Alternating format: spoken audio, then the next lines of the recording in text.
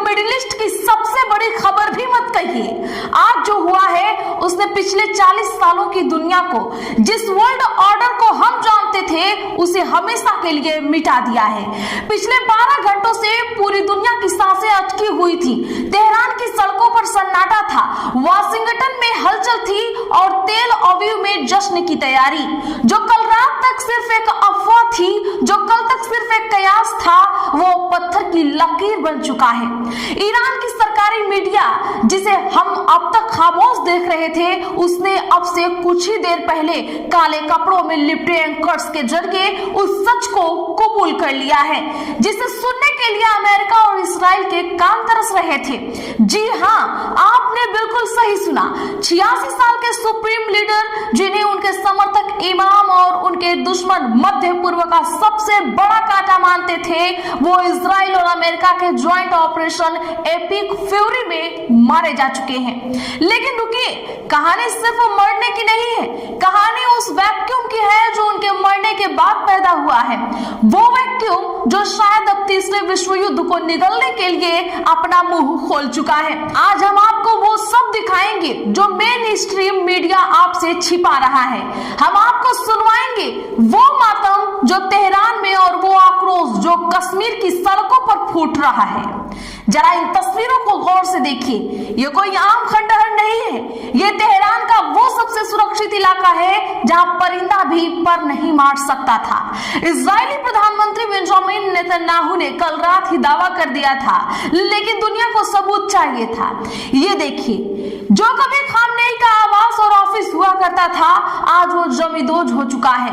अमेरिकी bunker buster मिसाइलों ने इसे धूल में मिला दिया है। हमें जो रिपोर्ट्स मिली है वो दिल दहला देने वाली है। इस मामले में सिर्फ खामनेई ही नहीं, उनका पूरा कुनबा, उनकी बेटी, दामाद, पोती और बहू भी मारे जा चुके हैं। ये एक एसोसिएशन नहीं था, ये एक वाइप आउट था, एक वंश का अंत। लेकिन सवाल ये है, क्या खामनेई के जाने से रेसिस्टेंस खत्म हो जाएगा, या फिर ये एक ऐसे जिहाद की शुरुआत है जिसका अंत किसी ने नहीं सोचा।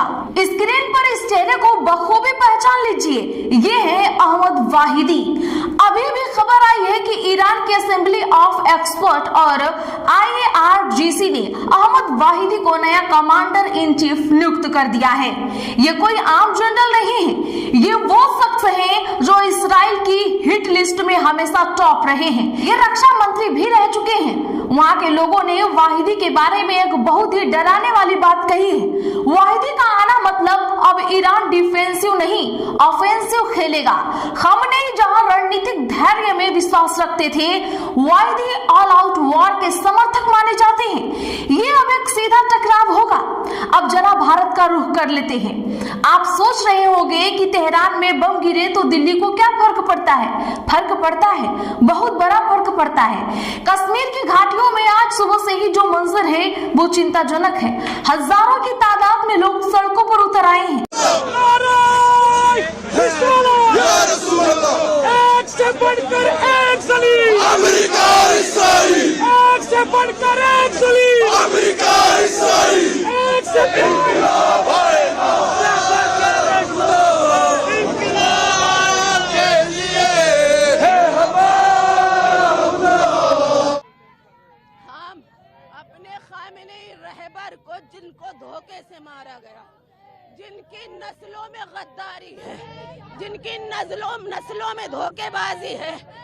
ये भीड़ सिर्फ शौक नहीं मना रही है, ये गुस्से में है। काले झंडे, सीना कोबी और अमेरिकी विरोधी नारे भारत के लिए एक बहुत बड़ी सुरक्षा चुनौती है।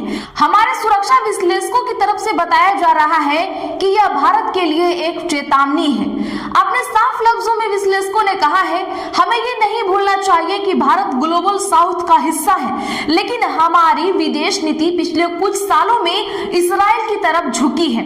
आज जब कश्मीर में प्रोटेस्ट हो रहे हैं तो ये एक सिर्फ धार्मिक मामला नहीं है, ये एक भू राजनीतिक सिग्नल है। अगर ईरान में अस्थिरता आई तो उसका सीधा असर भारत के तेल आपूर्ति और चाबहार पोर्ट प्रोजेक्ट पर पड़ेगा। और चीन तो मौके की ताक में बैठा है।